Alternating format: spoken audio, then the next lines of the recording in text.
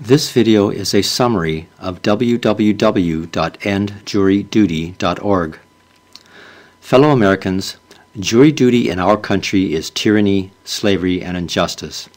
Forcing people against their will is tyranny, not paying people for their work is slavery, and letting incompetent amateurs decide the fates of accused persons is injustice. Jury duty criminalizes good and innocent people whose only offense is quietly minding their own business. The whole purpose of trial by jury is to prevent government from persecuting good and innocent defendants, but jury duty lets government persecute good and innocent jurors instead. The whole purpose of trials is to protect good and innocent people from crime, but jury duty commits crimes against the good and innocent people who serve as jurors.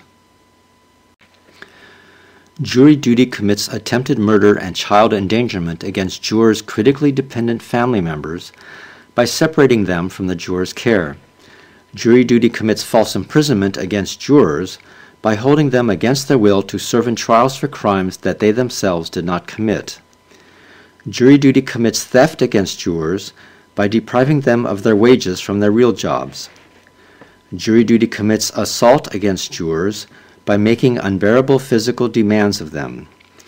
Jury duty even violates our minimum wage and, by sequestering, that is, by imprisoning jurors even at night, our maximum work hours laws. And our statute law code is not the only American legal document that jury duty violates. Our Declaration of Independence says that we have the rights to liberty and pursuit of happiness, but jury duty violates both of these rights. Our Declaration says that we live under government derived from our own consent, but jury duty violates this principle. Our Declaration says that we share our fortunes, but while our judicial officials, who do no real work, are quite well paid, our jurors, who alone do the court's only real work of finding a verdict, are hardly paid. Our Declaration says that we share our honor, but our judges demand that they alone be addressed as your honor in the courtroom, even though honor comes only by sacrifice, and our judges sacrifice nothing to make their court appearances, while our jurors sacrifice everything. Our Constitution says that its whole purpose is to secure our liberty, which means that all the other passages in our Constitution, including those calling for trial by jury, must be implemented in a way that secures our liberty. Our Constitution forbids excessive fines, but $1,500 for shirking jury duty is for some a life sentence of making payments. Our Constitution forbids slavery, but jury duty forces people against their will to work on a job for virtually no pay, and this is slavery.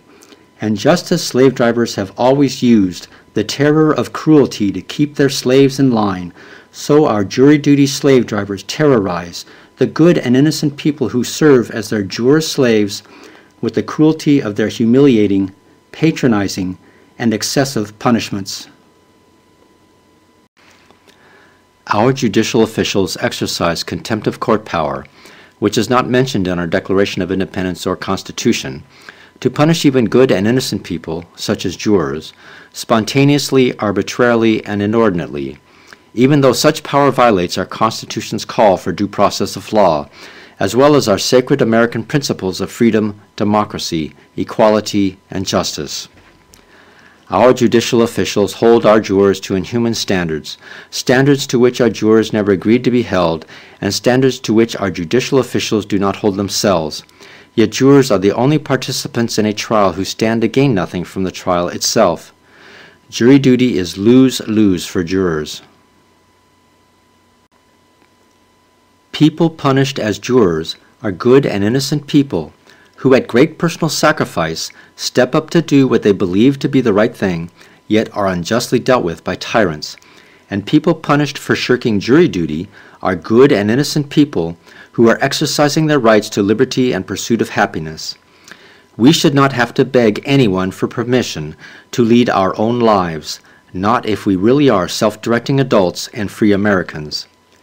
Jury duty does not even make a true jury anyway, because a true jury is confident, dedicated, and empowered to seek after the truth, but forced unpaid, untrained, and terrorized jurors, such as ours, are weak, tired, afraid, indifferent, and grossly incompetent.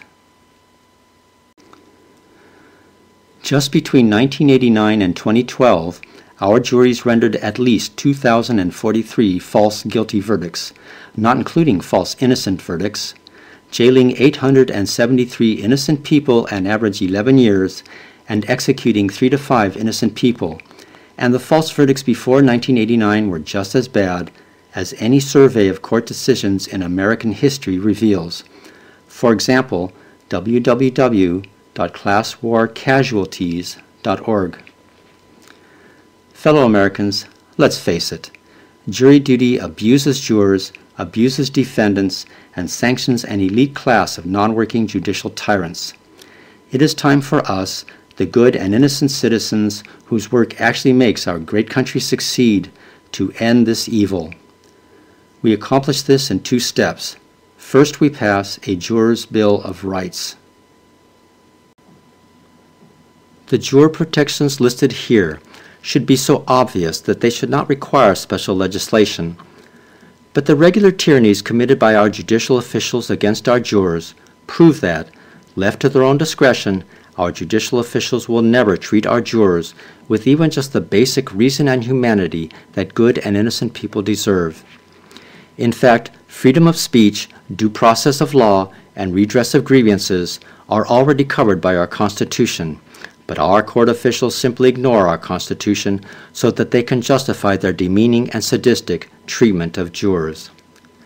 But the Juror's Bill of Rights is only a temporary measure to hold us over until we can obtain our ultimate goal. Working only part-time keeps our jurors as peers to defendants, and we can afford to pay them. Having regular jurors would allow us to fully train them, which would allow us to dismiss our judges and juror services staff, thus freeing up the money spent on their salaries, and would also reduce our number of false verdicts, thus freeing up some of the money spent on damages settlements. Automatically assigning jurors to trials would free up the money spent on juror selection. And if we still need money for juror salaries, we can reduce the number of jurors per trial. So now we understand our goals. First, a Juror's Bill of Rights, and second, a part-time professional jury. But how can we attain these goals? If legislators or human rights agencies will not help us, then we strike. Refusing to serve as jurors in court is self-jeopardizing, because then we are within our court's easy reach. Ignoring the summons is safer, because that forces our court officials to come and get us. But our safest strike is to vindicate all defendants charged with crimes less harmful to us than the crimes of jury duty itself, which are slavery, attempted murder, child endangerment, false imprisonment, theft, and assault.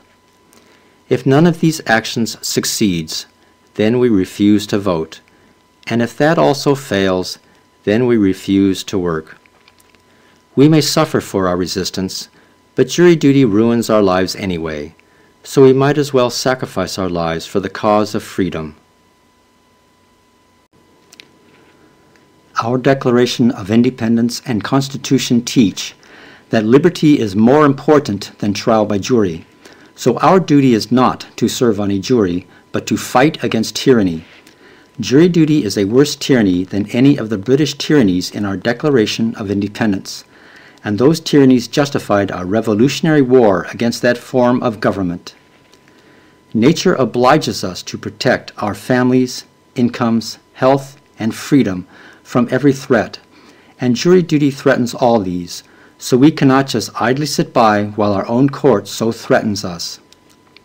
Fellow Americans, if we work together, we can end the tyranny of jury duty and so make our country a truly happy place in which to live. Thanks for listening. Bye.